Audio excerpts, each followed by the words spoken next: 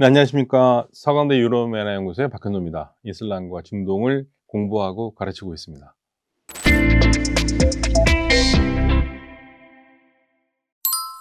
미국이 이란의 하르그 섬을 공격한 이유는 무엇인가요? 네, 뭐 하르그 섬이라고 그러거든요. 우리한테는 없는 발음입니다. 하르그 섬인데요. 페르시아만에 있는 섬인데 그 호르무즈 해협을 이게 들어오면 뭐 400에 한 480 킬로미터 정도 위쪽에 있는 섬인데, 이란의 석유 유전지대가요.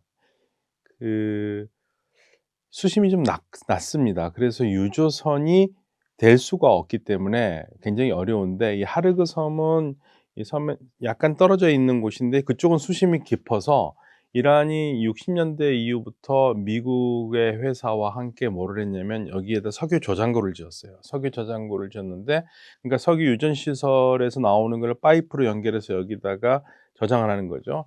저장 용량은 약 700만 배럴 정도 되는 걸로 알고 있고요. 이 중에서 이제 한 300만 배럴 정도를 하려 이제 수출하는데, 이란이요. 이란 석유 수출의 90%를 차지하는 지역입니다. 그러니까 여기가 만약에 문제가 있다 그러면 이란은 쫄쫄 굶어야 돼요. 그러니까 미국이 그동안 이걸 공격할 수 있었음에도 과거에도요. 못했던 게 충격이 너무 커요. 그러면 전 세계 유가 시장에. 근데 이번에는 일종의 금기 사항을 깨고 여기를 공격을 한 건데, 그래서 이제 트럼프 대통령이 뭐라고 했냐면 유전 시설은 건들지 않고 이쪽의 방어 시설인 군사 시설만 건드렸다고 그랬습니다. 그런데 미국의 발표와는 달리 군사 시설 타격이 그렇게 효과적이었는가에 대해서는 다소 의문이 있습니다. 왜냐하면 이쪽 지역의 군사 시설은 요새화로 지하로 돼 있거든요. 그래서 그것까지는 파악하지 못했 그것까지는 공격하지 못한 것 같고요. 겉으로 드러나는 시설들만 공격을 한 것 같습니다. 석유 시설은 문제가 없다고 그러니까 뭐 특별히 석유를 수출하거나 그런 데는 지금 현재는 괜찮을 것 같고요. 다만 계속적으로 여기를 타격을 하거나 미국이 희생을 무릅쓰고 뭐 지상군이 들어간 거나 그러면 이제 상황은 좀 달라지겠죠. 예. 그렇게 되면 뭐 이란도 가만히 있지 않을 거고요. 이란도 비슷한 행동을 할 텐데, 아니나 다를까 하르그 섬이 공격을 받으니까 이란이 그 보복으로 어디를 공격했냐면 아랍에미리트의 푸자이라 항구를 공격했습니다. 푸자이라 항구는 하루에 석유를 수출하는 양이 한 180만 배럴 정도 되거든요. 이게 중요한 거는 이 푸자이라 항구는 호르무즈 해협과는 전혀 관계가 없어요. 호르무즈 해협 들어갈 필요 없이 바깥에서 석유를 팔기 때문에 UAE가 파이프라인으로 해서 그쪽으로 그 석유를 뺀 겁니다. 예, 근데 거기를 공격했어요. 예, 그러니까 이란이 석유 시장 "너 나 건드렸어? 나도 뭔가를 보여줄게." 하고 한 거죠. 그러니까 상황은 지금 뭐 석유로 싸우게 되면은 결국은 저는 석유 싸움에서는 패자는 미국이 될 거라고 봅니다. 왜냐면 가진 게 많은 나라가 힘든 거거든요. 미국은 가진 게 많고요. 근데 이란은 이 전쟁의 목표가 생존이기 때문에 생존을 위해서는 뭐든지 다 할 거고요. 생존을 위했는데 뭐 유가가 얼마가 됐든 그게 지금 이란한테 무슨 소용이 있겠습니까? 그러니까 생존을 하기 위해서는 계속 압력을 넣을 수밖에 없고, 장기전으로 가거나 석유 전쟁으로 나면은 결국에는 미국이 더 피해를 볼 수밖에 없는 구조입니다. 이란은 배럴당 유가 200달러가 될 것이라고 경고했는데 정말 가능한 시나리오인가요? 그럼요. 가능한 시나리오죠. 이란은 전쟁의 목표가 제가 말씀드렸듯이 생존이기 때문에 생존을 하기 위해서는 뭐든지 할 거고요. 그러면 이 생존의 목표의 가장 중요한 게 뭐냐면 미국이 공격을 멈춰야 되는 거예요. 미국이 공격을 안 멈추잖아요. 그래 안 멈추기 때문에 압력을 크게 두 가지로 하는 거죠. 첫째, 미군 병사들을 가능하면 많이 피해를 줘서 미국민에게 경각심을 주는 거죠. 미군이 자꾸만 죽으면은요, 미국에서도 반전 여론이 생길 거 아닙니까? 예. 두 번째로는 유가를 감당 못할 수준으로까지 올려야지 미국이 손을 놓는다고 본 거죠. 왜냐면 전 세계가 난리칠 거고 미국도 그 유가 영향을 받을 수밖에 없거든요. 그래서 미국에서는 석유를 우리처럼 리터라고 안 그러고 갤런 단위를 쓰는데, 지금 갤런이 보통 3달러 아래에서 있을 때는 괜찮은데 이게 3달러가 넘어가기 시작하면은, 4달러 넘어가기 시작하면은 미국 소비자들도 충격이 오기 시작합니다. 우리야 뭐 자동차 기름값 오른다 그러면 차 놓고 뭐 지하철 타고 버스 타고 다니지만 미국은 그게 불가능한 나라입니다. 예. 그렇기 때문에 트럼프 대통령에게 압박이 될 거고요. 그래서 이란은 $200까지 갈 테니까 한번 해볼래? 이거죠. 그러니까 즉 200달러 가기 전에 공격 그만하지? 이걸 얘기하는 겁니다. 현재 이란은 호르무즈 해협을 어떻게 하고 있는 건가요? 이란이 호르무즈 해협에 대해서 지금 하고 있는 정책은요, 일종의 회색 정책이에요. 막은 듯 안 막은 듯. 예. 그러니까 뭐 물리적으로 뭐를 지금 해 놓고 뭐 검문하거나 못 나가는 게 아니고 "나가 봐." 그러면 "한 대 맞을래?" 그 배들이 '아 저 나가면 저 이란이 때릴 텐데.' 그래서 무서워서 못 나가는 거예요. 그러니까 이게 물리적으로 막아서 "못 나간다." 그러면 차라리 더 항의를 할 텐데 나갈 듯 말 듯 나갈 듯 말 듯 하니까 이게 회색 전략이거든요. 어렵죠. 어려워요, 이걸 풀기가. 그래서 선별적으로 지금 배가 나가는 거를 하고 있습니다. 일단 중국 배는 나가게 하죠. 왜냐하면 중국이 이란 석유를 많이 사 가니까. 중국이 이란 석유를 사 가는데 그걸 못 나가게 하면 이란 스스로가 자살행위니까 나가게 하고요. 그다음에 인도하고도 그렇게 요즘 전쟁이 난 다음에는 껄끄러웠는데 인도 배도 나가도록 해 주고 있습니다. 몇 나라들은 인제 선별적으로 나가고요. 그리고 또 이란이 하는 얘기가 자국 내에 미국 대사와 이스라엘 대사를 어 추방하는 나라에게는 석유가 나가도록 하겠다. 이 얘기도 하고 있고 또 어 위안화로 석유 대금을 결제하는 걸로 바꾸면 나가게 해 주겠다. 이게 다 무슨 얘기입니까? 다 미국 압력 주는 겁니다. 그러니까 이란의 지금 목표는 미국의 공격 중단입니다. 미국과 이란 심리전의 승자는 누구일까요?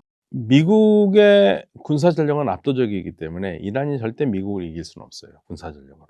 그런데 우리가 전쟁이라는 것은 군사력만 갖고 싸우는 건 아니거든요. 전략으로 싸우는 건데 이란이 전략적으로 지금 이기고 있는 전쟁입니다. 그러니까 미국은 전투에서는 이겼을지 모르겠지만 전체 전쟁에서는 지고 있다. 미국의 패배가 거의 드러나는 곳이 호르무즈입니다. 호르무즈에서 아무것도 못하지 않습니까? 유조선을 호위하겠다? 말은 했죠. 예, 그러나 미국이 못하지 않습니까? 왜 못합니까? 미군이 죽기 때문에 못합니다. 예, 그러면은 분명히 배가 받을 테고 그럼 미군이 죽지 않습니까? 그래서 지금 왜 이게 유가와 미군의 사상자 수가 이렇게 중요하냐면 어 트럼프 대통령이 이란을 공격했을 때 그때 여론조사가 찬성하는 비율이 27% 였습니다. 근데 27%의 그 미국인도 무슨 말을 하냐면 "미군이 죽거나 유가가 오르면 나는 지지를 철회하겠다고 했어요. 이 두 가지가 굉장히 중요한 건데 미국이 그걸 이제 못하는 겁니다. 그러니까 호르무즈 해협 만약에 미국이 열려면 무력을 써서 열 수 있죠. 열면 되죠. 근데 그걸 못하는 거예요. 왜냐하면 피해가 너무 크기 때문에. 미국이 한국과 중국의 군함 파견을 요청한 이유는 무엇인가요? 뭐 다섯 나라한테 요청했죠. 한국, 중국, 일본, 영국, 프랑스. 영국, 프랑스는 중동에 대해서 일종의 자기네들의 살던 동네, 놀던 동네라고 생각하기 때문에 미국과 협력을 하면서 뭐 하려고 하면서 아 거기에 대해서는 긍정적인지 모르겠지만 한국, 중국, 일본은 생각이 다르죠. 이 호르무즈 해협의 사용 빈도를 보면은요. 가장 많이 쓰는 나라가 중국입니다. 중국이 38%, 그다음에 두 번째가 인도입니다. 15%. 세 번째가 우리나라의 동메달입니다. 12%. 네 번째가 일본이 11%고요. 유럽은 다 합쳐서 3% 밖에 안 됩니다. 그러면 지금 결국엔 한국, 중국, 일본이 가장 큰 붓더미를 가지고 있는 나라인데 이 나라로부터 쉽게 말하면 지금 트럼프가 하는 얘기는 "야 우리는 그렇게 많이 이쪽에서 거의 안 들어오거든. 니네 위험하잖아. 근데 우리가 그걸 왜 지켜주니? 니네들이 알아서 해 봐." 이게 뭐냐면 분탕질은 다 쳐 놓고 책임을 우리한테 다 떠넘기는 거예요. "해 보라."가. "열어 보라."는 얘기죠. 그건 무슨 말이냐면 다시 제가 속마음을 보면 "야 우린 못 열어. 우리 열래니까 우리 미군 애들 너무 많이 죽을 것 같아. 그러니까 우리는 못 여니까 니네가 한번 열어 봐." 이겁니다. 비겁하죠. 그럼 우리는 어떻게 해야 되느냐? 참 이게 약소국의 그 상황인데 그렇다고 미국하고 척지면서 "야 네가 못 여는 거 내가 여냐? 네가 해 줘야지. 네가 문제는 다 만들어 놓고 나보고 여는 게 말이 되냐?" 이렇게 말하면 속은 시원하겠지만 속은 시원하겠지만 우리가 얻는 게 없거든요. 그러니까 미국이 "오케이. 우리가 한번 생각을 해 보겠다." 그리고 우리가 해야 될 거는 이란과 대화를 해야 됩니다. 이란과 대화를 해서 "야 이제 우리가 너 그런 거 알지? 우리가 야 미국하고 이런 관계 때문에 미국 말 안 들을 수 없는데 그렇다고 내가 너 생각해서 내가 배를 어떻게 움직이냐. 그러니까 너 좀 생각을 해 봐라 하고 계속적으로 설득하는 작업을 해야 됩니다. 우리나라는 청해부대를 파견해도 될까요? 저는 해서는 안 된다고 생각합니다. 청해부대는 그냥 그 호르무즈 쪽으로 안 들어가는 게 제일 좋아요. 호르무즈 쪽으로 들어가는 순간 우리는 이란과 적대 관계로 들어갑니다. 그전에 호르무즈 해협까지 청해부대가 작전 구역을 넓히겠다라는 그 말 한마디에도 이란이 발끈해 가지고 우리하고 사이가 굉장히 나빠졌거든요. 그러니까 이건 입장을 바꿔 놓고 생각해 봐야 돼요. 우리가 자꾸만 너무 친미국 가니까 미국 중심으로 생각하는데 만약에 우리나라가 우리나라의 수역에 외국이 작전 구역으로 우리나라 뭐 제주도까지 작전 구역을 넣겠다 그런 얘기 나와 보세요. 그 기분 얼마나 나쁩니까? 이란이 똑같은 겁니다. 그래서 지금 방법은 최대한 군대를 안 움직여야 되고요. 그다음에 이란과 대화를 해야 됩니다. 시간이 걸릴 거예요. 그러나 해야 됩니다. 예. 그리고 이란도 뭐 긍정적으로 생각하면 이란이 우리나라와 관계를 해쳐서 좋을 거는 그렇게 이란도 좋지 않거든요. 그러나 그렇다고 해서 우리가 당장 얘기한다고 해서 그래, 그래. 너 잘 왔어. 우리가 해 줄게." 이렇게 하진 않을 거예요. 꾸준히 문을 두드려야죠. 해야 됩니다. 한국의 에너지 수입 의존도가 높은데 리스크는 어떻게 관리해야 할까요? 그러니까 이건 장기적 안목이죠. 장기적 안목이고 우리가 중동 에너지의 리스크를 덜기 위해서 많이 노력했어요. 항상 우리가 에너지 수입 다변화를 얘기하면서 중동의 의존도를 낮춰야 된다. 왜냐하면 중동이 너무 위험한 거기 때문에. 그래서 2022년에 우리가 정말 행복하게 중동에서 들어오는 석유가 우리 전체 석유의 60%를 조금 아래로 내려갔어요. 59점 몇 퍼센트. 우리가 만세 부르고 박수를 쳤죠. 그런데 그 2023년에 다시 도루묵이 됐습니다. 이유는 아시겠죠? 러시아에서 석유 수입을 못 하잖아요. 그러니까 다시 2023년에는 80%로 올랐고요. 그다음에 70로 내려왔으면 70% 됩니다. 더 줄이려면 이제 미국의 석유를 더 갖고 올 수밖에 없어요. 우리가 지금 1등으로 가장 많이 갖고 온 나라가 사우디아라비아입니다. 우리 수입량의 30%, 그다음에 두 번째가 한 15-16%인 미국이거든요. 그리고 3등, 4등, 5등은 다 중동 국가들이에요. 그러니까 최대한 중동에서 갖고 올 거를 다변화시켜야 되는데 다변화할 대상이 그렇게 많지가 않아요. 우리에게는 러시아가 열리면 제일 좋아요. 러시아 석유를 수입하면 되는데 그거는 인제 결국에는 이 석유 수입이라는 것은 이 국제 정치 상황에서 좌지우지하니까 결국엔 우리 친환경으로 가는 수밖에 없죠. 예, 친환경으로 더 많이 가야 됩니다. 우리가 근데 사실은 저도 전기차를 못 쓰고 있는데 무서워서 이게 불 난다고 그래 가지고 이제 그런 문제만 해결되면 저도 당장 전기차 사고 싶어요. 이번에 제일 부러운 사람이 전기차였거든요. 예. 그래서 그런 식으로 좀 가야겠죠. 예. 궁극적으로는. 네. 중동 전쟁 이후 정부의 해외 건설 수주 확대 전략 전망을 알려주세요. 지금 당장은 안 좋죠. 뭐 교민들도 살기 어려운 상황이 됐으니까. 그런데 전쟁이 끝나면은 아무래도 인제 건설 특수는 좀 어느 정도 있을 것 같아요. 지금 전쟁이 끝나면 두 가지 중동에 큰 변화가 있을 것 같은데요. 아랍 국가들, 우리가 주로 사업하는 국가들 보면은 첫 번째로는 방산 수요가 굉장히 늘어날 것 같습니다. 중동 국가들이 이번에 아랍 국가들이 깨달은 게 있어요. '우리가 미군 부대 많은데 미군 부대가 우리를 지켜주지를 못하는구나.' 그러면서 자주 섞인 말로 무슨 말이 나오냐면 "야, 우리나라에 있는 미군은 우리를 지키려고 있는 게 아니라 이스라엘을 지키려고 있는 거다."라는 거를 새삼 다시 한번 깨달았습니다. 그러니까 '자주국방을 해야겠다.' 우리는 자주국방 얘기가 1970년부터 얘기를 했는데 인제 중동 국가들은 2015년 이후부터 그리고 최근에 더 많이 나오게 되는데 이번 전쟁으로 자주국방 얘기가 더 많이 나올 것 같아요. 그래서 아마도 인제 가성비 좋고 무기 시스템이 좋은 우리나라와의 군사 협력을 더 많이 늘릴 것 같습니다. 두 번째로는 인제 파괴된 곳 건설을 해야 되지 않습니까? 예. 인제 그 건설이 아무래도 또 쉽게 말하면 주식으로 하면 건설주가 좀 더 오르겠죠. 예. 두 가지가 가장 큰 변화일 것 같습니다.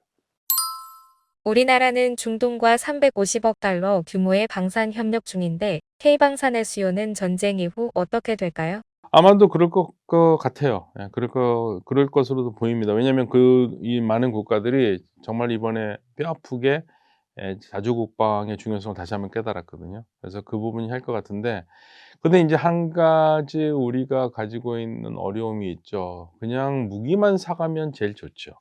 예. 근데 얘들 국가들이 이제는 돈을 내고 무기만 사 가지는 않아요. 기술 이전을 얘기합니다. 그래서 인제 우리가 기술 이전이라는 하나의 장애물이 있어요. 그래서 우리가 방산업체들이 물건 파는 건 좋은데 기술 이전을 해 달라고 그랬었을 때 어느 정도까지 할 것인가 이게 인제 문제고요. 아랍 국가들은 중동 국가들 우리에게 무기만 사가지 않습니다. 항상 기술 이전 조건을 걸어요. 예. 그래서 이게 아 걱정스러운 부분이기도 합니다. 뭐 아랍 국가들 이런 국가들이 무기 사가는 국가들이 그냥 기술도 우리가 가르쳐 줘도 좀 잘 못하면 좋을 텐데 그게 아닐 거예요 이제는. 예. 그래서 나중에는 우리하고 잠재적인 경쟁자가 될 가능성도 있죠. 예. 마치 우리가 KTX를 만들 때 아 그렇게 기술 이전을 받으려고 그랬는데 프랑스에서 떼제베 기술을 안 해 줬잖아요. 근데 결국 우리가 만들었잖아요. 중동 국가가 그렇지 않을 거라고 생각하는 이유가 있을까요?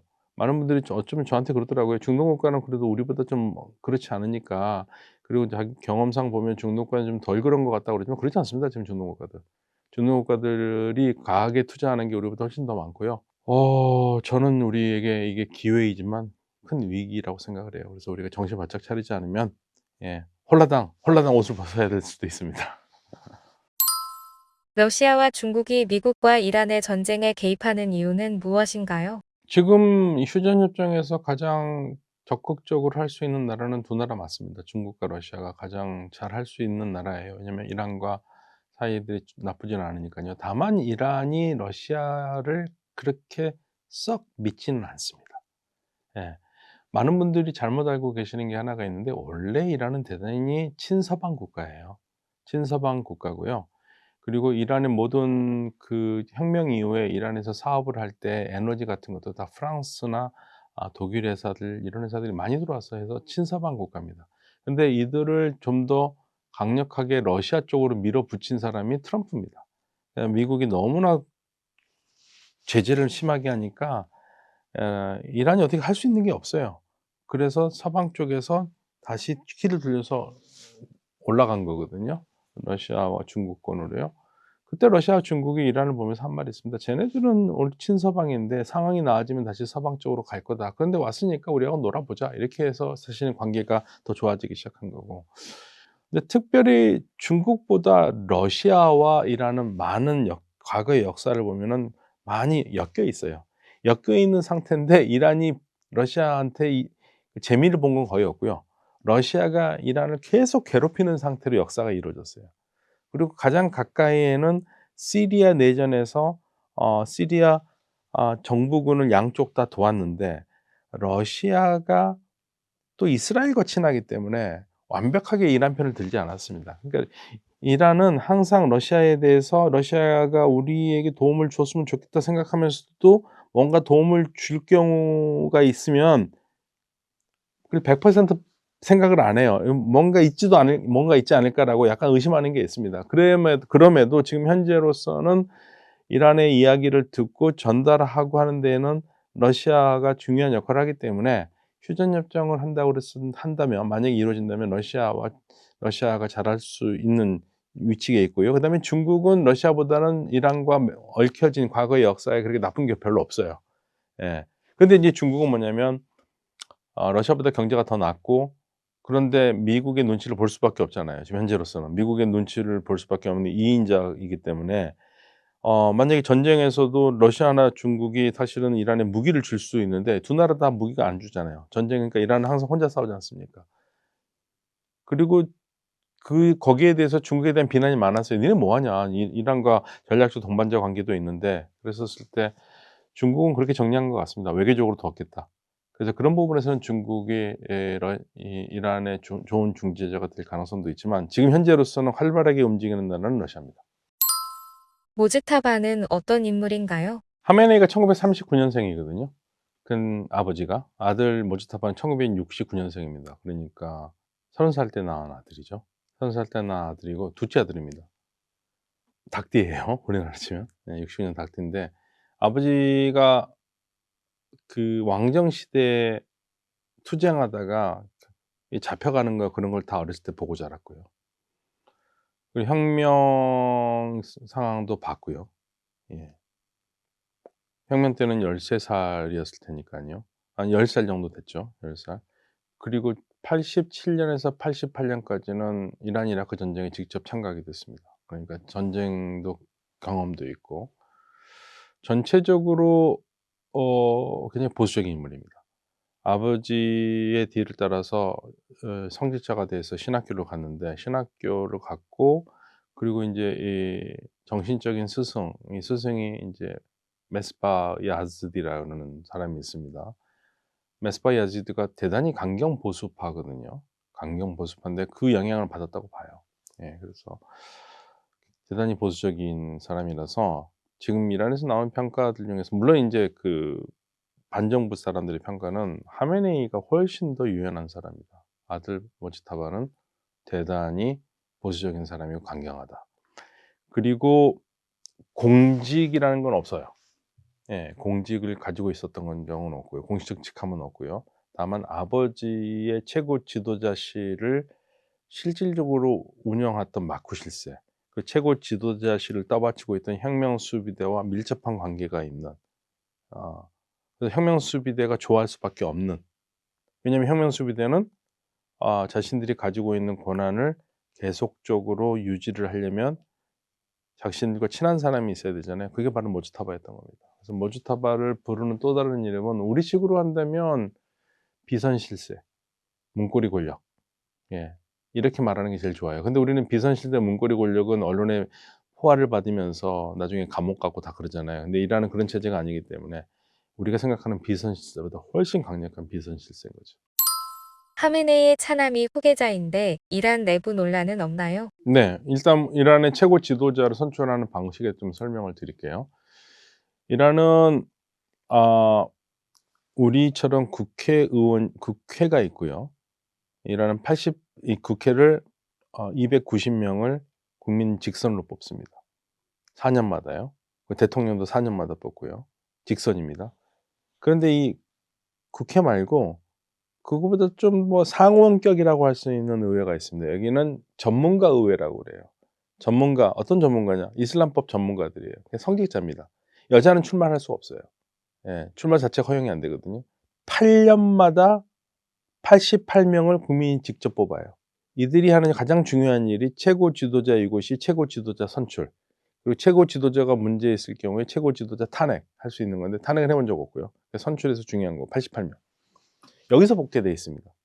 예. 그래서 하메네이가 1989년 6월 4일에 최고 지도자로 선출될 때도 여기서 뽑아서 된 겁니다. 2005 년부터요. 그런 소문이 나왔어요.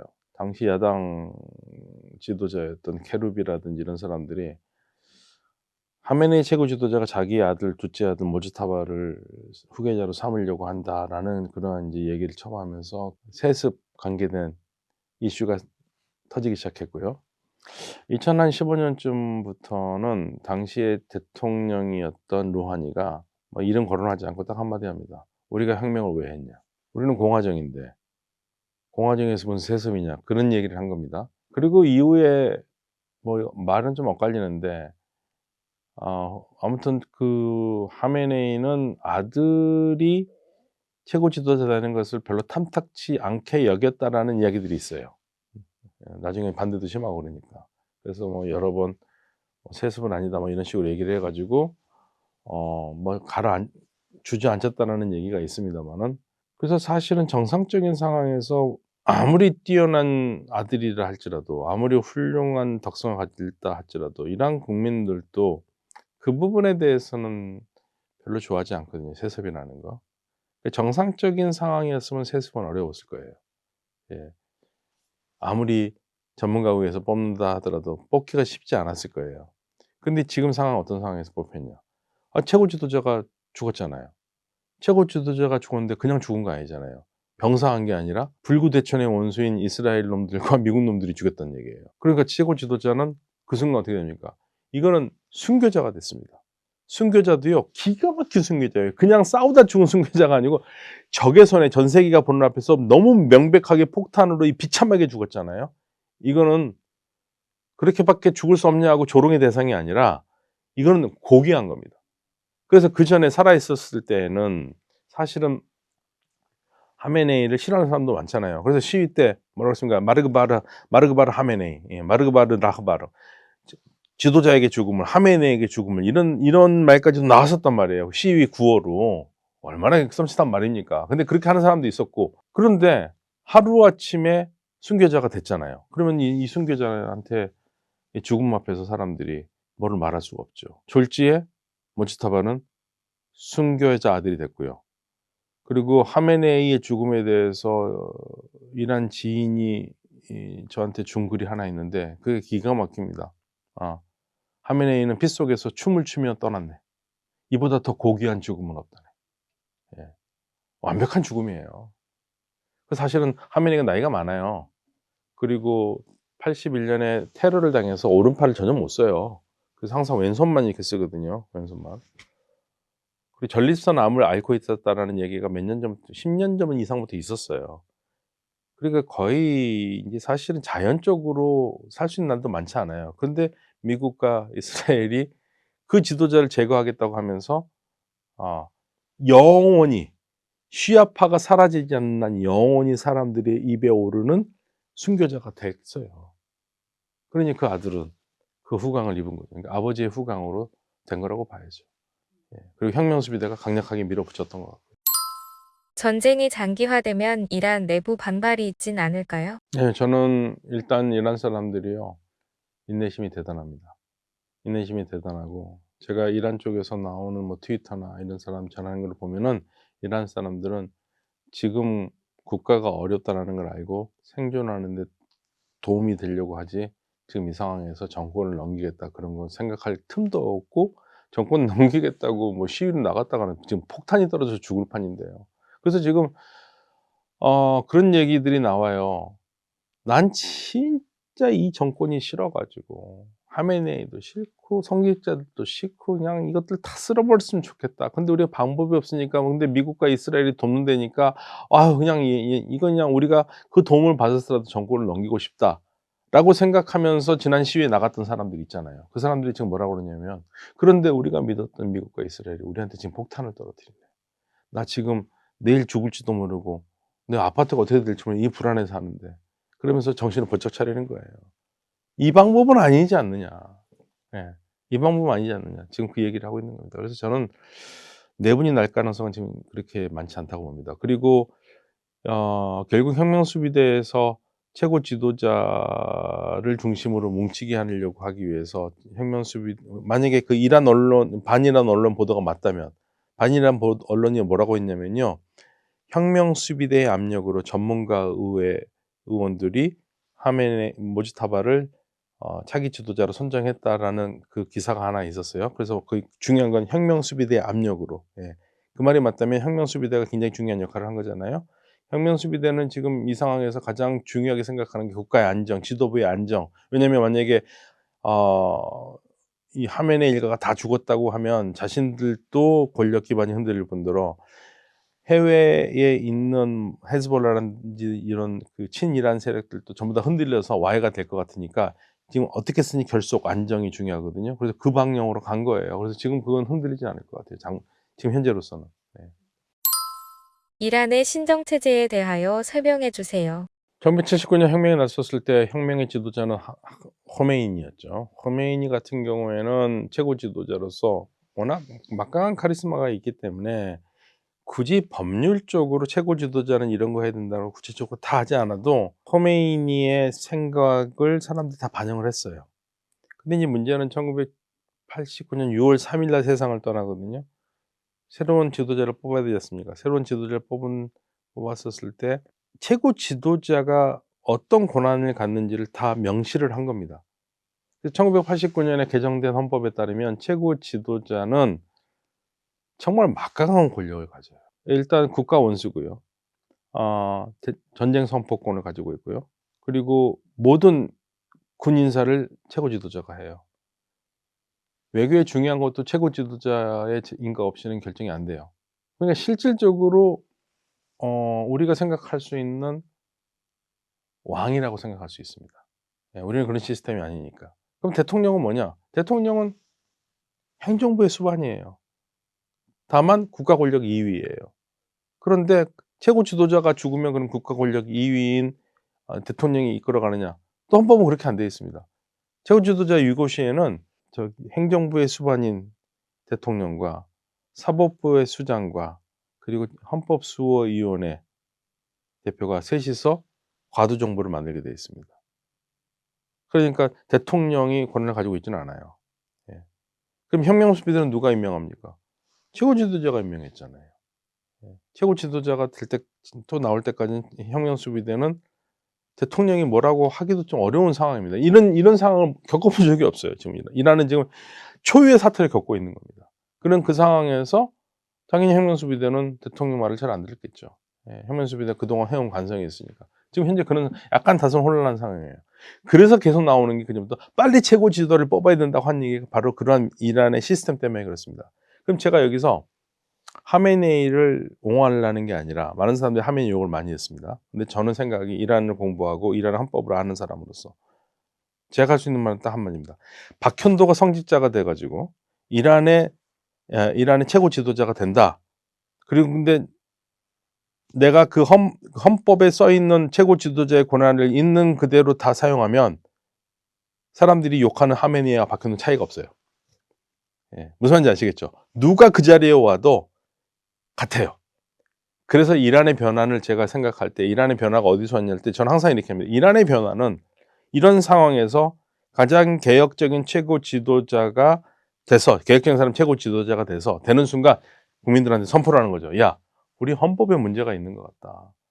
나는 그런 권한을 쓰고 싶은 마음이 없으니까 개헌을 해서 최고 지도자는 국민들에게 상징적인 종교적인 존재로 남고, 그러니까 로마 가톨릭 치면 교황처럼 사람들 어루만지고 사랑의 메시지 전하고 있고, 나머지 국가에 관계된 많은 중요한 일들은 국민이 직접 뽑은 대통령과 국회, 그리고 여러 관료들이 결정을 하고 가면 된다. 이런 헌법을 개정하기 전에는 이란의 이 시스템에서는 누가 최고 지도가 되든 간에 방법이 없어요. 모즈타바가 부상을 입었다고 이란이 인정한 이유는 무엇인가요? 하도 말이 많았죠. 왜 안 나타나냐. 그러니까 최고 지도자로 선출이 됐잖아요. 그러면 선출이 됐으면 우리가 정상적으로 생각했어요. 우리 또 대통령을 선출하면 대통령이 제일 먼저 국민들한테 와서 인사를 하잖아요. 그걸 기대한 건데 안 했죠. 좋게 생각하면 그런 거죠. 지금 사람들 앞에서 나타날 수가 없겠구나. 나타나면 또 미국과 이스라엘이 표적 살해를 할 거기 때문에 그렇게 생각을 한 거죠. 그런데 목소리라도 낼 수 있잖아요. 목소리도 안 하고. 4일 만에 나온 게 그냥 성명서 같은 메시지예요. 메시지를 아나운서가 읽었거든요. 그 사람들 더 이상한 거죠. 아니 목소리라도 낼 수 있지 않느냐? 그럼 이제 최고 지도자를 옹호하는 사람 중에는 야 목소리 같은 거 하려면 녹음시켜야 되고 또 그거 모사드 얘네들 귀신 같은 애들인데 그걸로 어디 있는지 다 알아서 또 죽일 수 있잖아. 그러니까 그런 거야 이렇게 할 수 있죠. 근데 인제 기본적으로 생각해 보세요. 아주 그냥 아무 생각 없이 그냥 아주 평범한 아주 기본을 생각하면 최고 지도자가 선출이 됐는데 사람들한테 목소리도 내주지 않고 글로 써서 얘기를 한다. 그러면 뭔가 문제가 있지 않느냐? 말을 못하는 걸까? 말을 못하는 상황일까?를 생각하게 되잖아요. 예. 그런데 인제 마침 이란의 언론에서 뭐라고 하냐면 잔 바즈라고 했습니다. 잔 바즈. 잔 바즈가요. 원래의 뜻은 굉장히 용맹한 사람, 뭔가 훌륭한 일에 용맹하게 해서 베테랑이라는 뜻이 있어요. 영어로. 근데 이제 이란 이라크 전쟁을 하면서 부상당한 상위 용사들을 잔 바즈라고 불렀습니다. 잔 바즈. 예. 근데 최고 지도자가 잔 바즈라고 그러니까 그럼 딱 보면 부상당했구나. 예. 그래서 이제 부상당했다는 얘기가 이제 일단은 확인이 됐어요. 그런데 부상당했으면 의식이 있느냐 없느냐 이런 얘기도 되잖아요. 그냥 만나고 뭐 어떤 대사를 만나고 와서 내가 우리 최고 지도자를 만났는데 의식이 또렷하다. 정상적이다." 얘기를 하고 있고, 어떤 쪽에서는 뭐 보지도 않았지만 그 말을 믿을 수 없다. 그렇게 얘기를 하는 거죠. 근데 지금 오늘 뭐 이란 외교부에서는 부상도 안 당했고 안 당했고 정상적이고 잘 업무를 하고 있다고 그러는데, 일단 뭐 부상당한 건 맞는 것 같고요. 예. 그런데 지금 뭐 미국에서 헤그세스 국방장관이 뭐 얼굴에도 부상이 있고 뭐 그래서 얼굴을 뭐 보여주지 못한 상황이라는데 이란은 그 부인을 했습니다. 근데 우리가 그건 알 바가 없습니다. 예. 굳이 지금 우리가 그걸 뭐 알아서 뭐 도움이 되는 것도 아니고요. 다만 추측을 해 보면 살아 있어도 살아서 지금 하더라도 얼굴 내보기는 힘들 거예요.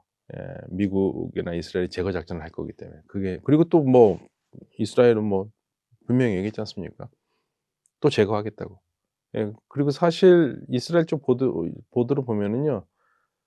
어 2번의 공격을 한 것 같아요. 제일 처음에 첫날 공격했잖아요. 그때 인제 첫날 공격했을 때 하메네이 죽고 하메네이의 아들, 그러니까 지금 모지타바의 아버지, 어머니, 모지타바의 아내도 죽었고요.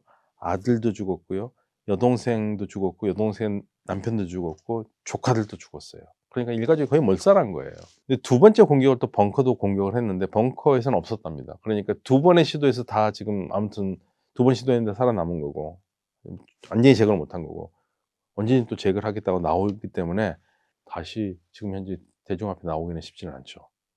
그런데 인제 그 메시지를 두고도 좀 얘기가 있습니다. 그 메시지를 여러 가지를 냈는데 그 내용이, 야, 이 내용은 종교 지도자가 썼다기보다는 왠지 군사령관이 쓴 느낌이 난다 해 가지고 이게 '혁명수비대가 좀 좌지우지하고 있는 거 아니냐.' 그래서 인제 이란에서 반정부 단체면서 어 소수민족 독립단체인 아랍인들이 있거든요. 아랍인들 자기 소수민족 독립하겠다고 하는 그 아흐바즈 자유당 같은 경우에는 뭐라고 그러냐면, 분명히 문제가 있는데 혁명수비대가 자신들의 권력을 유지하기 위해서 모주타바를 옹립하고 신변을 숨기고 있다, 뭐 이런 식으로 얘기를 하고 있습니다.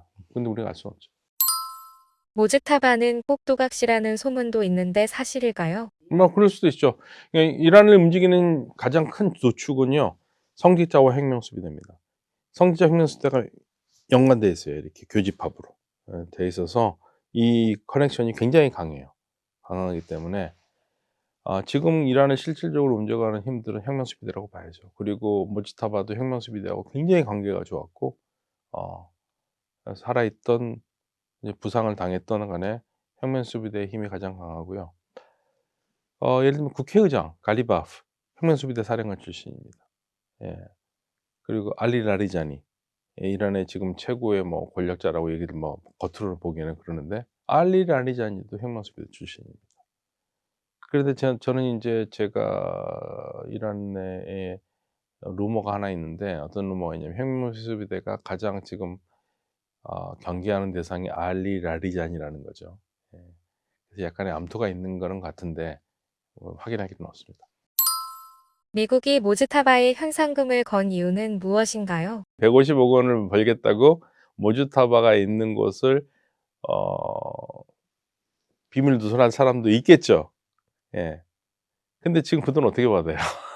그러니까 이건 심리설입니다. "누구든지 고발을 해라. 그러면 거기에 상응한 대가를 해 주겠다."라는 건데, 뭐 누군가가 또 할 수도 있겠지만 지금 현재로서는 실현 가능성보다는 심리적으로 흔들어 놓는 거죠. 그러니까 이란이 뭐라 그러냐면요. 적에 이렇게 하는 사람들은 이란 사람이라도 적군으로 간주해 대처하겠다 그러거든요.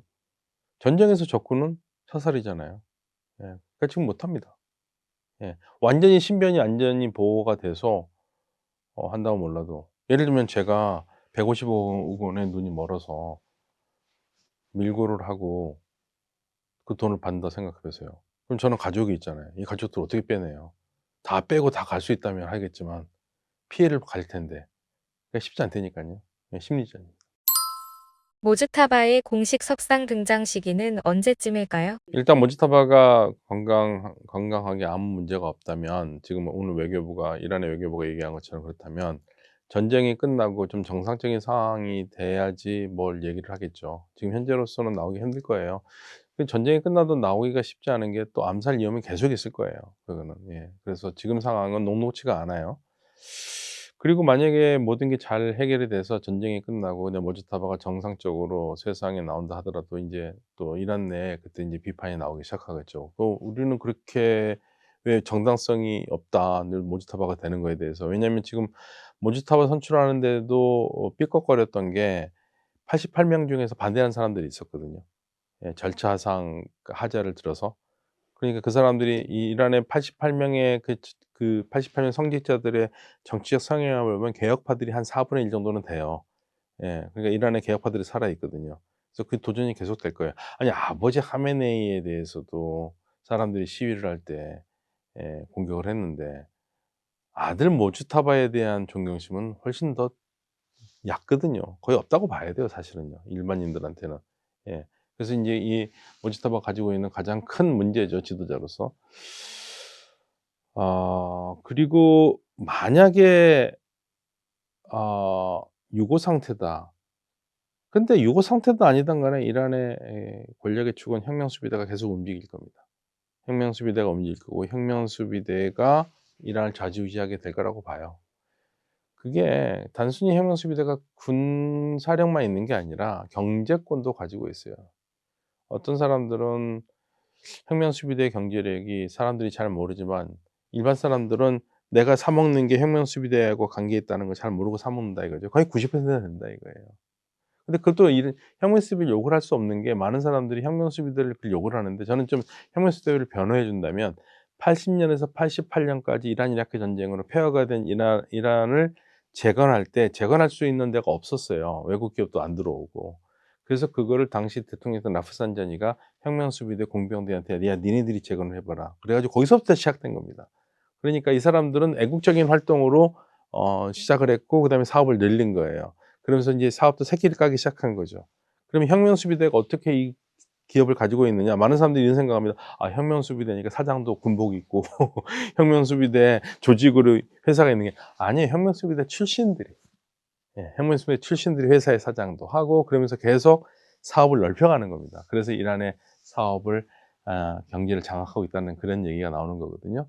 근데 아무튼 이러한 경제력 그리고 군사력으로 봤었을 때 최고 지도자가 뭐 유고든 아니든 간에 혁명수비대가 이란의 정권에서 이란이라는 나라의 권력을 움직이는데 가장 핵심 세력이 될 것은 거의 변함없는 거의 뭐 변동이 없을 겁니다 이거는. 네.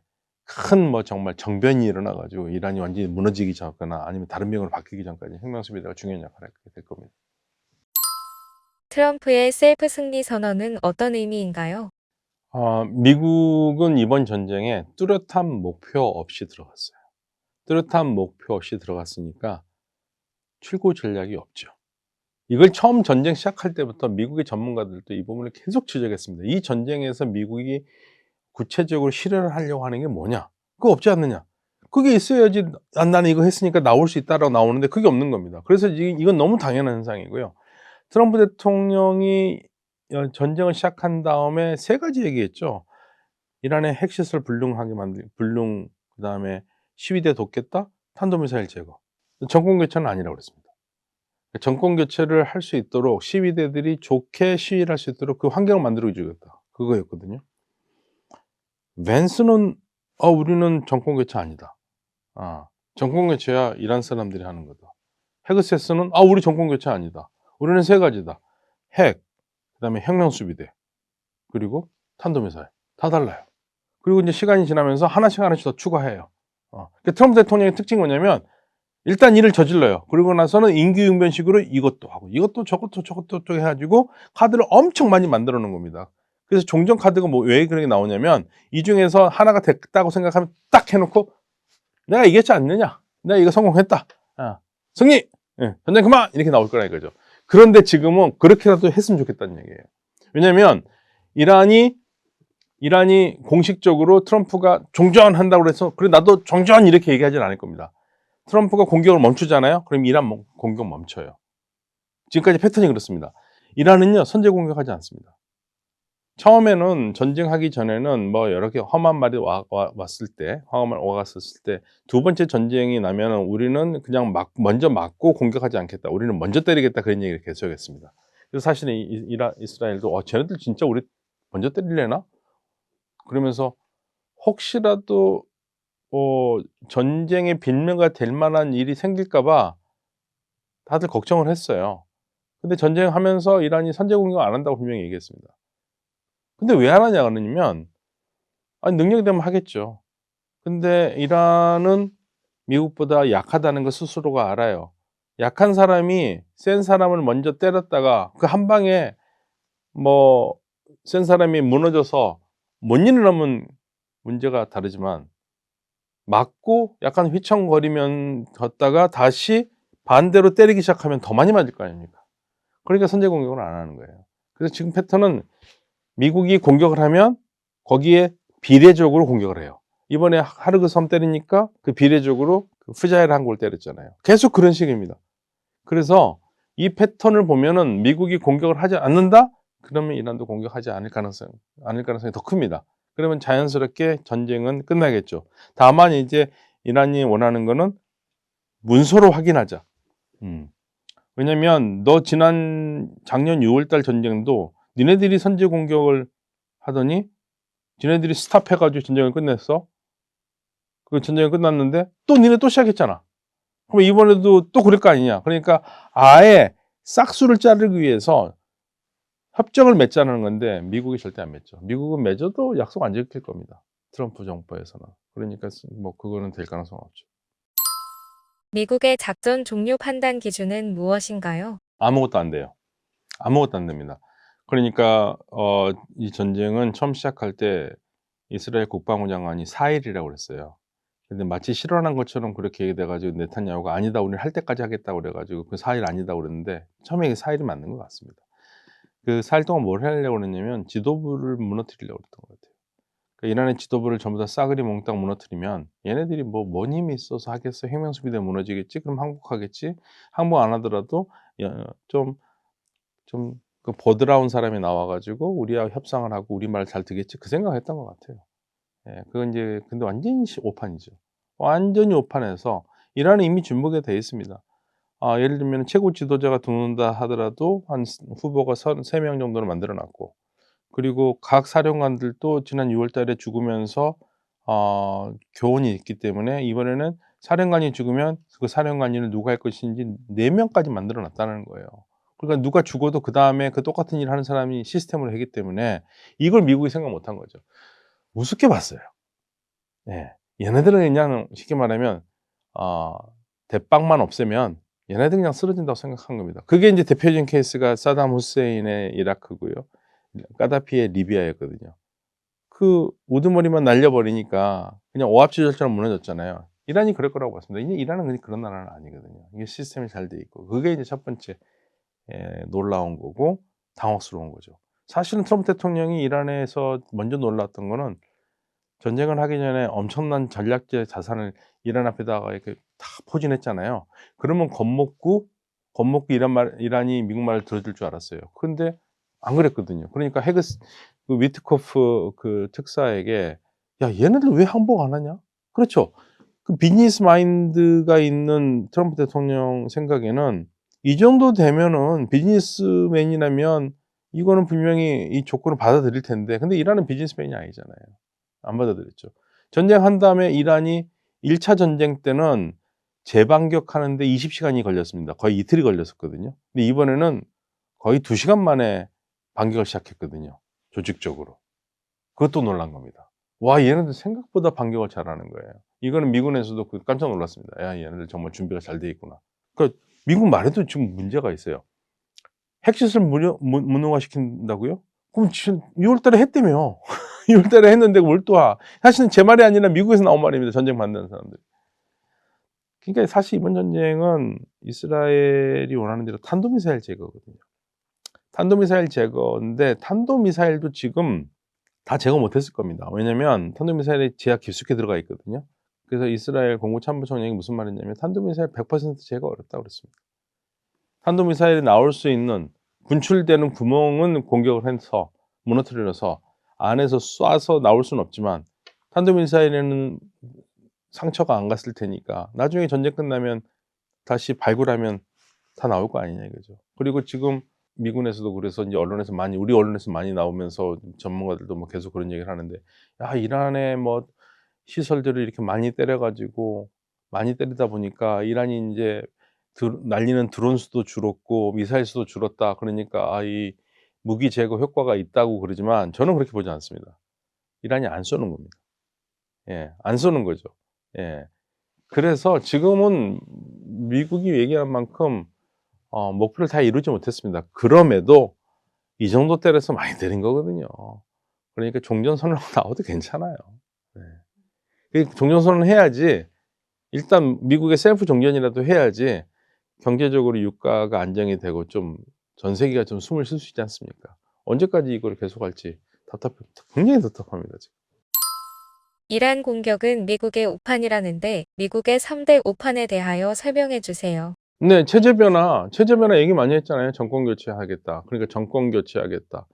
그러니까 우두머리를 다 제거하고 미국에 맞는 좀 우두머리, 예를 들면은 어 베네수엘라처럼 한 거를 생각했거나, 아니면 아예 그냥 이 이슬람 체제를 없애서 보통 우리나라 한국같이 뭐 이런 식으로 세속적 민주주의 체제로 바꾸겠다, 뭐 이런 생각들이 있겠죠. 근데 그게 쉽습니까? 안 되죠. 결국에는 처음 들어갈 때부터 뭐 시위대를 돕겠다라는 게, 시위대를 돕는다는 게 딱 이거예요. "야, 시위대 니네 고생 많았지. 우리가 뭐 우두머리부터 비롯해 가지고 너희들이 시위를 할 때 불안하지 않도록 다 아주 그냥 망가뜨려 줄게, 공습으로. 그러면 다 끝나면 니들이 아 옛날보다 훨씬 낫잖아. 그럼 와 가지고 니네 시위로 나와 가지고 거리에 나와서 니네들이 정권을 인수해." 이 얘기거든요. 환상의 얘기죠. 만화 같은 얘기죠. 공습으로 불가능합니다. 만약에 공습이 그렇게 만병통치약이라면 2015 년부터 2023 년까지 사우디아라비아하고 아랍에미레이트가 예멘의 후티 반군을 공격한다고 공습을 8년 동안 했어요. 그래서 후티가 죽었습니까? 아시다시피 후티 얼마나 지금도 빵빵합니까? 안 돼요. 지상군이 들어가야 돼요. 지상군이 들어가지 않은 상태에서, 지상군이 들어가서 두 가지예요. 미군이 아직 공습을 한 다음에 아예 지상군을 넣어서 미군이 죽더라도 정복을 해서 점령을 해서 미군의 군정을 만들어서 나라를 세우고 프로그램 만든 다음에 시위대들한테 넘겨주고 나오는 방법. 야, 그거 하려니까 너무 시간 많이 걸리고 우리 많이 죽을 것 같아. 비용이 너무 많이 들어. 그러면 두 번째 방법은 이란 혁명수비대나 이 군대 내분이 생겨 가지고 그들이 시위대와 같이 싸우면서 정권을 넘기는 방법. 이게 생각할 수 있는 두 가지 방법이죠. 공습만 갖고 매 때린다? 공습을 때리면은요, 다 죽습니까? 혁명수비대 다 지하로 들어가 있는데. 그래서 지금 이란이 가장 신경 쓰이는 게 하나 있다면, 제가 봤을 때는 지금은 공습은 밑에 숨어 있으면 돼요. 근데 지상군이나 이런 게 들어가면은 혁명수비대가 위로 나와서 싸워야 되잖아요. 그럼 약점에 노출이 되거든요. 근데 미군이 안 들어오는데 뭘 걱정하느냐. 근데 지난번에 잠깐 났죠. 쿠르드 반군. 또 미군과 좋은 관계를 맺고 있는 극단주의자들이 있습니다. 걔네들이 들어오면 그게 이제 이란으로서는 머리 아픈 일이죠. 이란의 휴전 조건은 장기전을 염두에 둔 전략일까요? 아니요. 이란은 전쟁 끝내고 싶어 해요. 전쟁 끝내고 싶어 하는데, 문제는 뭐냐면 작년 6월 전쟁에 또 재판될까 봐 그런 거죠. 작년 6월처럼 그냥 스톱하고 끝나고 아무런 것도 없이 다시 전쟁이 안 난다면 보장이 없잖아요.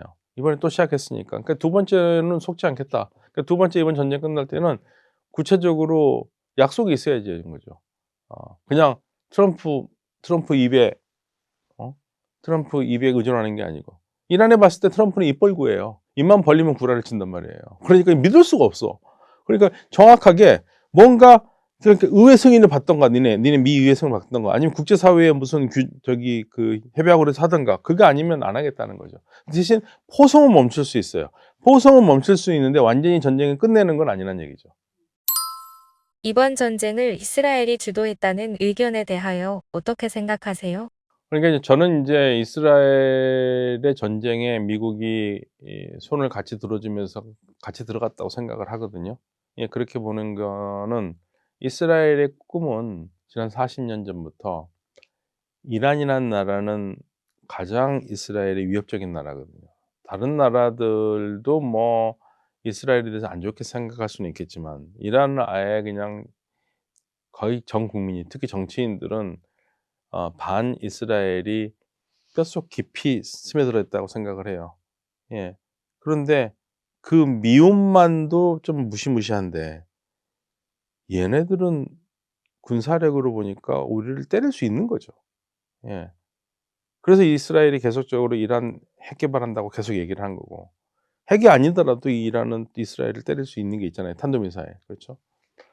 그래서 이스라엘은 그럼 이란을 혼자 가서 싸울 수 있으면 좋은데, 혼자 가서 싸우기엔 너무 버거운 상대예요. 그러니까 미국이 이란과 전쟁을 벌여주기를 항상 기대했었죠. 그 꿈이 이루어진 겁니다, 이번에.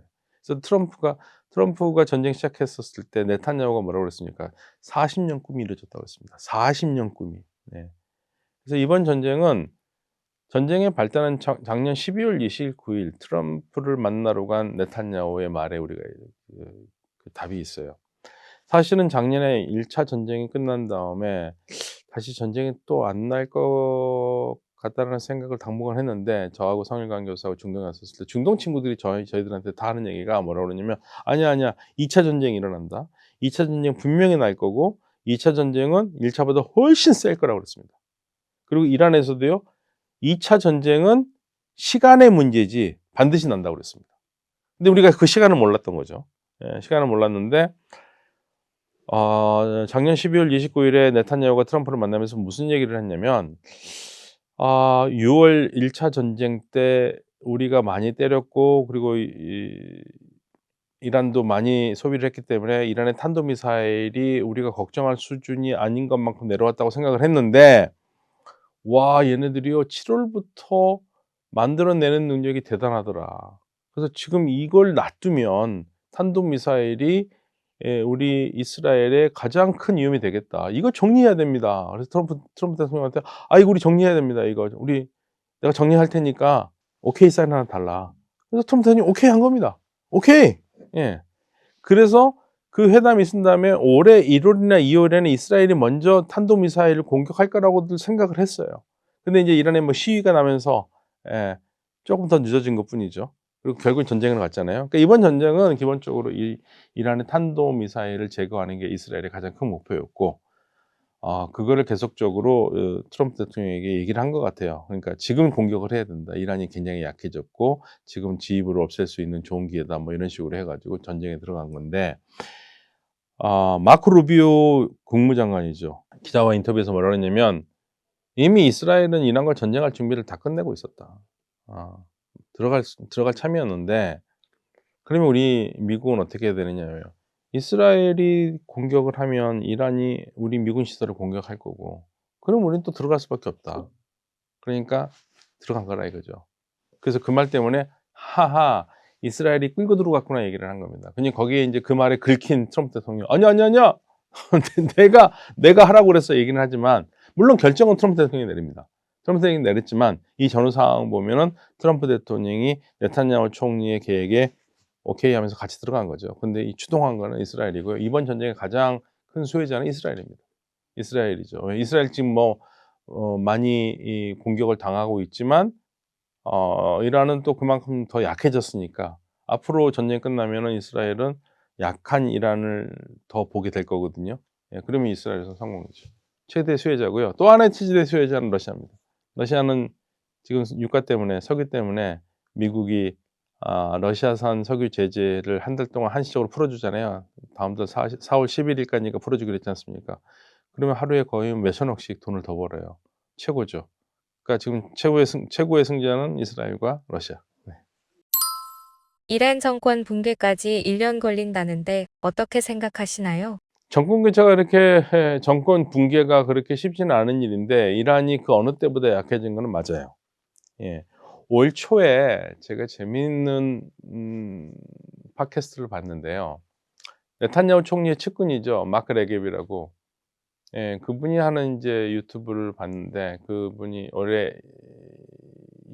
예상을 어떻게 했냐면 2026 년에 일어날 일로 그 게스트가 올해 이란 정권이 무너질 거라고 얘기를 하더라고요, 거기서.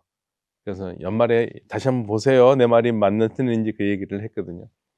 그래서 그냥 귀담아 들었는데, 그렇게 말할 수 있었던 근거는 이란이 그 어느 때보다 약해진 건 맞아요. 예. 근데 뭐 그 예상대로 정말 이란이 정권 교체, 예를 들면 정권 붕괴가 이루어질 건지 아닐지는 사실 모르죠. 그러나 약해졌어요. 약해졌고 일단 내부적으로 지난 시위 때 상처가 있어요. 예. 근데 외부적으로 지금 때렸기 때문에 에 지금은 이 전시 중이기 때문에 뭐 시위대가 나와서 뭐 데모하거나 그러지는 않죠. 이제 전시가 끝나 봐야지 알겠죠. 근데 이란은 확실히 약해진 건 맞습니다. 네. 이란의 공멸 전략이란 어떤 건가요? 일단 이란의 이번 전쟁의 목표는 생존입니다. 생존을 하기 위해서는 뭐든지 다 할 수 있어요. 그러니까 무섭죠. 잃을 거는 미국이 더 많습니다. 장기전으로 가면 갈수록 이란이 유리해요. 이란이 이길 수밖에 없어요. 왜냐하면 전쟁이라는 게 침략한 사람이 그 뜻을 이루지 못하면 진 거죠. 그러니까 미국은 이미 진 거예요. 이미 미국은 전쟁에서는 졌다고 봐요. 그러니까 미국이 가장 체면을 잃지 않고 나올 수 있는 그 점을 찾아서 셀프 종전하고 나오는 게 제일 좋죠. 왜냐하면 미국이 스탑하면 이란도 공격을 안 할 거니까. 예, 그다음에 종전 협정이나 그건 또 다른 문제고요. 확전 문제를 많이 얘기하시는데 바레인에서 처음으로 이란 쪽으로 쐈다고 해서 확전이 될 수 있겠다 얘기를 많이 하는데 그거 바레인이 쏜 거 아닙니다. 미군이 쏜 겁니다. 예, 아랍 국가들은 안 쏴요. 그럼 아랍 국가들은 이런 얘기하죠. "야, 아랍 국가 니네들 참 애들이 이상하다. 너 그렇게 맞고도 보복 안 하냐? 보복 안 하냐?" 아니 근데 아랍 국가들이 보복 안 하고 싶어서 안 하겠습니까? 안 해야만 하지 말아야 되는 이유가 있죠. 때리면 속은 시원하겠죠. 우리도 그렇잖아요. 어떤 정치인이나 대통령이 뭐 어디 좀 마음에 안 드는 일본 정치인에 대해서 뭐 시원하게 한마디 하면 좋죠. 그러나 그 뒤에 일어날 수 있는 부정적인 일들이 또 생기잖아요. 예, 마찬가지입니다. 아랍 국가들이 이란을 때릴 수 있습니다. 근데 왜 안 때리느냐? 예, 못 때리는 게 아니라 안 때리는 거예요. 공격을 하면 이란이 그냥 가만히 있으면 좋은데 이란이 가만히 있지 않을 거고요. 이란의 공격은 또 거의 비례적 이나 아니면 더 많게 공격을 할 거거든요. 그러면 아랍이 받는 피해가 너무 커요. 예를 들면 아랍 국가들은 일단 유전 시설이 많잖아요. 그걸 때릴 수 있습니다. 근데 그거보다 더 무서운 건 뭔지 아세요? 담수 시설입니다. 만약에 담수 시설을 이란이 건드린다면 이건 석유보다 더 무서운 거예요. 중동 지역 사막이잖아요. 예, 황폐한 지역이 많잖아요. 물이 별로 많지 않거든요. 그래서 바닷물을 쓸 수 있는 물로 만드는 게 담수 시설인데 사우디아라비아가 담수 시설 의존도가 70%입니다. UAE가 90%예요. 카타르는 100%입니다. 여기에 담수 시설 한두 개만 때려도 마비가 되지 않습니까? 그냥 못 한다니까요. 그래서 못한 게 안 한다니까요. 내가 때려서 속 시원한 것보다는 다시 보복 왔었을 때 내가 받아야 될 고통이 더 크기 때문에 일단은 전략적 인내를 하는 거죠. 확전 안 됩니다. 예. 근데 그러면 왜 지금 바레인에서 계속 쏘느냐? 확전을 원하는 그룹들도 있을 거예요. 예. 그리고 그렇게 쏘면은 이란에 대한 보복으로 아랍 국가들이 쐈다고 생각하지 않습니까? 예. 바레인에서 바로 성명했잖아요. 우리가 쏜 거 아니라고. 예. 그냥 가만히 있을 수 있잖아요. 뭐 우리가 쐈다 할 수도 있고 아니야. 몰라? 그건 내가 확인해 줄 필요가 있을까? 이렇게 할 수 있는데 아니라고 얘기하지 않습니까? 다 그런 이유입니다. 확전 쉽지 않습니다.